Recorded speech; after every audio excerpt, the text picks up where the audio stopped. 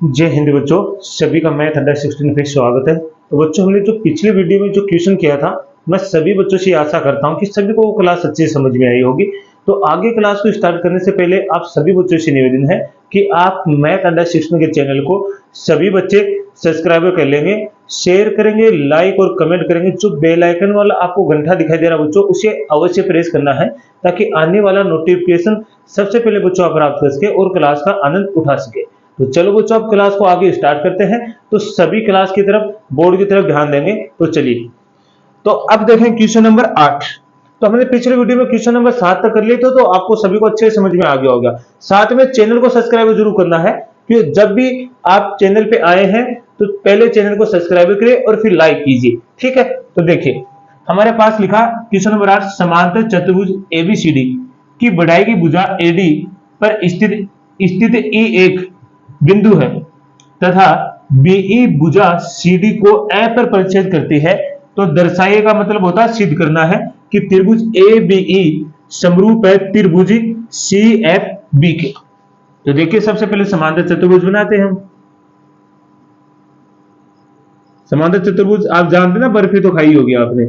तो बर्फी क्या आकार का होता है समांतर चतुर्भुज? शादियों में या घर पे आपने बर्फी खाई होगी, है ना। तो क्या है, यहां से ए बी सी और डी, ठीक है। हमारे पास समांतर चतुर्भुज है ए बी सी डी। अब आगे क्या बोला कि बढ़ाई गई भुजा क्या है आपके पास, ए डी। तो जब भी आपको पता कि सर मैं डी से लू या ए से लू, तो जो पहले नाम किसका है, ए का, तो ए से शुरू होना है और डी की तरफ जाना है। तो ये बाई बढ़ा दी हमने भुजा। अब बढ़ाई गई भुजा पर स्थित बिंदु क्या है, स्थित ई एक बिंदु है। जो बढ़ाई गई भुजा ना आपकी, ये वाली, ये बिंदु क्या है आपका, ई है, ठीक है। आगे देखिए, तथा बीई, बीई कौन सा है, ये ई है, ये वाला बी है, तो यहां से आएगा बीई, मिला देंगे इसे, ठीक है। बीई हो गया। भुजा सीडी को ए पे परिच्छेद करता है। ये जो बीई है, भुजा सीडी है ये वाली, इसको कहां परिच्छेद करता है, देखो परिच्छेद हो रहा है ना एफ बिंदु पे। वो बिंदु क्या है, एफ है। तो बस हमारे पास हो गया हमारा काम। डायग्राम बनाना, सबसे पहले डायग्राम ही है मेन बच्चों। इस पर्सनालिटी में डायग्राम अगर आपको बनाना आता है तो आसानी से आप कर पाओगे। कुछ क्वेश्चन तो ऐसे हैं, प्रश्न ऐसे हैं जिनका डायग्राम आपको बना हुआ दे देगा परीक्षा में, और कुछ ऐसे हैं जिनका बनाना पड़ेगा। तो इसलिए डायग्राम बनाना आने चाहिए आपको, है ना। अब देखिए, त्रिभुज है ए बी ई। तो देखिए बच्चों, कौन सा है, ए बी ई, ये वाला बड़ा वाला मैं बना के बता देता हूं आपको। इधर त्रिभुज है ए बी ई। दूसरा हमारे पास है C F B, C F B, ये वाला देखो इधर उल्टा बना हुआ है ना, सॉरी उल्टा बना हुआ है इस तरह, क्या है, सी एफ बी। अब इससे पहले हमें कुछ और बातों के बारे में जानकारी हासिल करनी है। देखो क्या, एक समांतर चतुर्भुज आप जानते ही हो कि समांतर चतुर्भुज की आमने सामने की भुजा बराबर होती है। एक बात और आपने सीखी होगी कि जो समांतर चतुर्भुज की जो सम्मुख कोण होते हैं बच्चों, वो भी क्या होते हैं, बराबर होते हैं। आपने सीखा होगा 9th क्लास में, सीखा ना पीछे वाली क्लास में। तो ये सम्मुख कोण क्या होते हैं, बराबर होते हैं। ये जानकारी आपको पता होना चाहिए क्योंकि इसी पे आधारित है ये क्वेश्चन, इसी पे हम आधारित इसको हल करेंगे। तो ध्यान से देखना। साथ में आपको ये देखना कि जब दो समांतर रेखा को कोई तीसरी रेखा काटती है तो वहां पे जो बनने वाले, जो जेड आकृति बनने वाले कोण होते हैं, देखो ये वाले, ये कोण कौन से होते हैं, एकांतर कोण होते हैं। कौन से कोण होते हैं, एकांतर। इनकी भी हमें आवश्यकता पड़ेगी यहाँ पे। तो देखिए, तो ये आपको समझ में आ गया होगा। अब देखिए यहाँ पे समांतर चतुर्भुज हमारे पास ए बी सी डी। तो इसका देखो, ये कोण ए है, ये कोण किसके बराबर हो गया, सी के, क्योंकि ये क्या है, सम्मुख कोण है। तो सबसे पहले हम लिख लेते हैं जो भी हमें दिया है। तो लिखेंगे, दिया है, क्या दिया है कि एबीसीडी एक समांतर चतुर्भुज है। इतना ही दिया हमें कि एबीसीडी एक समांतर चतुर्भुज है।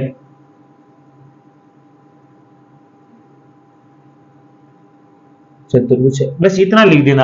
आगे लिखना चाहो तो ये जो यहां तक है ना प्रतिच्छेद करती है, यहां तक आप लिख सकते हो, दिया हमें, ये दिया ही हमें, है ना। तो इतने लिखने की आवश्यकता नहीं आपको, हम इतना लिख देंगे, सिद्ध करना है। सिद्ध क्या करना है आपको, त्रिभुज ए बी ई समरूप है त्रिभुज सी एफ बी। अब रचना तो हमें करना नहीं है, क्योंकि रचना तो हमने कुछ की नहीं है, तो रचना की आवश्यकता नहीं है, सीधा लिखेंगे उपपत्ति में, मतलब इंग्लिश में बोलेंगे प्रूफ करना, तो प्रूफ कीजिए ये वाली चीज, ठीक है। तो यहां से हम लेंगे त्रिभुज ए बी ई और दूसरा त्रिभुज हमारे पास कौन सा है, त्रिभुज सी एफ बी में, ठीक है। यहां से क्या करोगे, अब देखो यहां से मैंने अभी बताया था, एक तो ये वाला त्रिभुज हमारे पास और एक ये वाला, तो यहां देखो इसको, इस त्रिभुज में तो कोण ए आ रहा है और इस त्रिभुज में कोण क्या आ रहा है, सी। तो अभी मैंने बताया कि समांतर चतुर्भुज के समूह कोण क्या होते हैं, बराबर होते हैं। तो यहां से आप लिखोगे कोण ए बराबर कोण सी, तो यहां लिख देंगे हम समांतर चतुर्भुज के सम्मुख कोण बराबर होते हैं, ठीक है। ये बात हम लिख देंगे। अब देखो यहां से देखो इसका ये वाला कोण ई इस कोण के बराबर है, देखो ऐसा क्यों, देखो आप देखोगे ध्यान से तो ये एक जेड आकृति बन रही है और वो भी उल्टा जेड बन रहा है, देखो ध्यान से देखोगे बच्चों ये वाला, ये मैं कोण एक दे देता हूं और इसको कोण दे देता हूं दो, तो आप देख रहे हो कि कोण एक बराबर है कोण दो के, कोण एक बराबर किसके, कोण दो के। यहां लिखूंगा मैं कोण एक बराबर कोण दो के, तो क्या लिखोगे आप, एकांतर कोण है। कौन से कोण है, एकांतर कोण। बस अब हमने इन त्रिभुजों के दो कोण बराबर कर दिए, तो तीसरा तो अपना आप ही बराबर हो जाता, तो हम लिखेंगे अतः कोण कोण समरूपता, समरूपता कसौटी से आप लिख सकते हो कि त्रिभुज ए बी ई समरूप है त्रिभुज सी एफ बी। यही तो आपको हल करना था, ठीक है। तो बिल्कुल आसान था। तो मैं आशा करता हूं कि आप सभी को ये अच्छे से समझ में आया होगा। तो आप स्क्रीनशॉट लेंगे, फिर अगला क्वेश्चन करते हैं। चलिए बच्चों अगला क्वेश्चन देखिए, क्वेश्चन नंबर 9 क्या है, ए बी सी और ए एम पी दो समकोण त्रिभुज हैं जिनके कोण बी और एम समकोण है, सिद्ध कीजिए कि पॉइंट नंबर 1 त्रिभुज ए बी सी समरूप है त्रिभुज ए एम पी। दूसरा पॉइंट है सी ए बटे पी ए बराबर है बी सी बटे एम पी। मतलब सीधी सी बात यह है कि जब आप इस पहले पॉइंट को क्या कर दोगे, समरूप सिद्ध कर दोगे दोनों त्रिभुजों के, तो ये इसी का अनुपात है, तो ये तो आसानी से आ जाएगा। तो सबसे पहले जो भी हमें दिया है वो लिख लो आप, दिया है ए बी सी और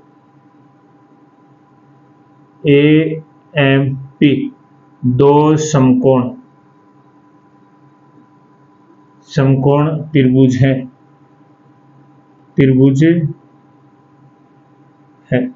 जहां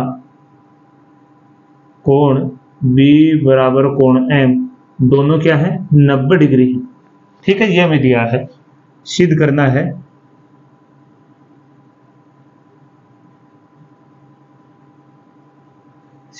कि पॉइंट नंबर 1 त्रिभुज ए बी सी समरूप है त्रिभुज ए एम पी के।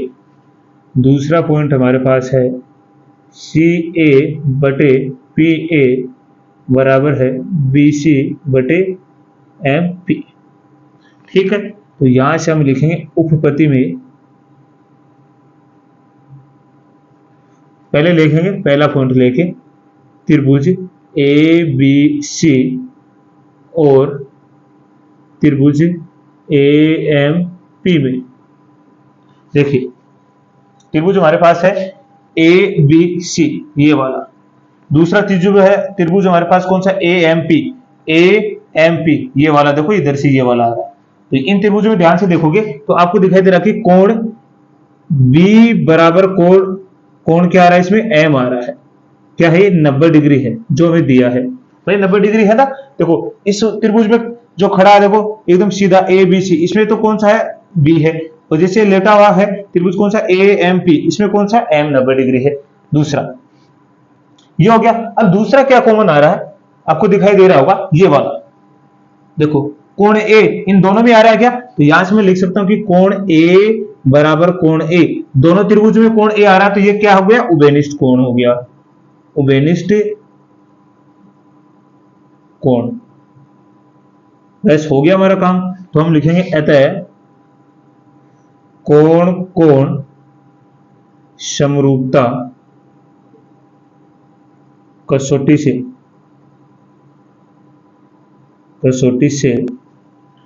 त्रिभुज ए बी सी समरूप है त्रिभुज ए एम पी।